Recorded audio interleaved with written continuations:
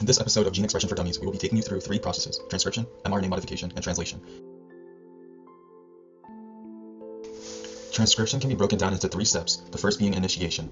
Let's say that our starting DNA molecule, our template strand, contains the codon shown in the video, and our molecule, the TATA box, also known as promoter, is located on the complementary DNA molecule which is shown in the video. The region upstream of the TATA box is known as the initiation site and is where transcription begins. RNA polymerase, the enzyme responsible for copying a DNA sequence into an RNA sequence, must first bind to the promoter or TATA box. This dictates where transcription begins. Transcription factors, a type of protein, binds to the TATA box, and then afterwards, RNA polymerase binds to the promoter as well, which causes the double-stranded DNA to unwind and separate. The next step is elongation. In this process, the RNA strand is becoming longer through the addition of RNA nucleotides. RNA polymerase adds nucleotides one at a time to the 3' end of the RNA strand. In other terms, the RNA chain is growing in a 5' to 3' direction. While this RNA chain is almost identical to the coding strand, it varies in that adenine now codes for uracil for the RNA chain. Elongation continues to transcribe new RNA nucleotides until the last and final step called termination. In this final step, known as termination, the end of transcription is found when RNA polymerase transcribes a sequence of DNA known as the terminator sequence. These codon sequences are TAA, TAG, or TGA.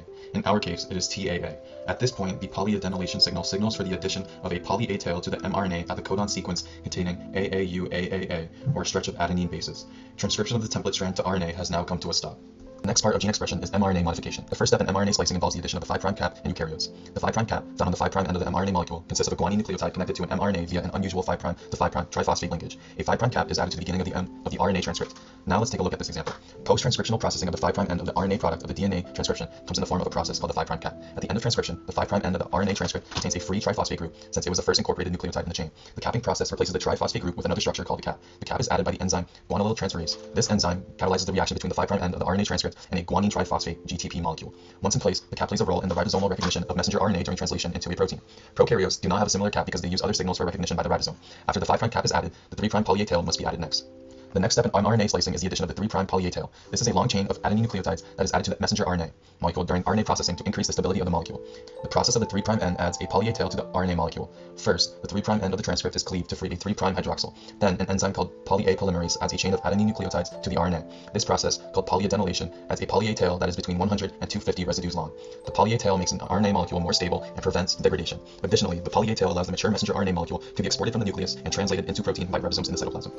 After the addition of the 3' poly A tail, introns are removed from the mRNA molecule. The first step is the removal of introns. Introns are non-coding sections of an RNA transcript that are spliced out before the RNA molecule is translated into a protein. In other words, introns are non-coding regions of an RNA transcript, or the DNA encoding it. These are eliminated by splicing before translation. Introns are removed and exons are joined together to form a contiguous coding sequence. In our case, the template strand codes for the intron as ATA, TCC, and TAT.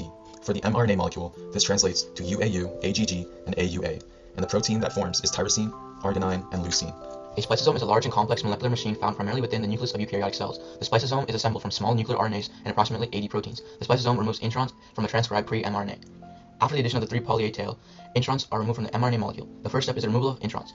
Introns are non-coding sections of an RNA transcript that are spliced out before the RNA molecule is translated into a protein. Introns are removed and the exons are joined from a contiguous coding sequence. Exons are now joined. They are sections of DNA or RNA that code for proteins, and like introns are in the process of creating the amino acid required to make a protein. They are able to now allow the mRNA molecules to combine with SNRPs. This is the end of mRNA modification. During translation, mRNA nucleotide bases are read as 3 base codons, each of which codes for a particular amino acid. The genetic code is transcribed as degenerate because a single amino acid may be coded for by more than one codon. There are also specific codons that signal the start and the end of translation.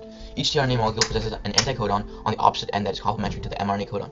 tRNA molecules are therefore responsible for bringing amino acids to the ribosome in the correct order, ready for polypeptide assembly. Amino tRNA synthesis are enzymes that link amino acids to their corresponding tRNA molecules. The resulting complex is changed and is referred to as aminoacyl tRNA. The first step in translation is initiation. At the 5' cap of mRNA, the small 40 subunit of the ribosome binds. For translation to start, the codon 5' AUG must be recognized. This is a codon specific to the amino acid methionine.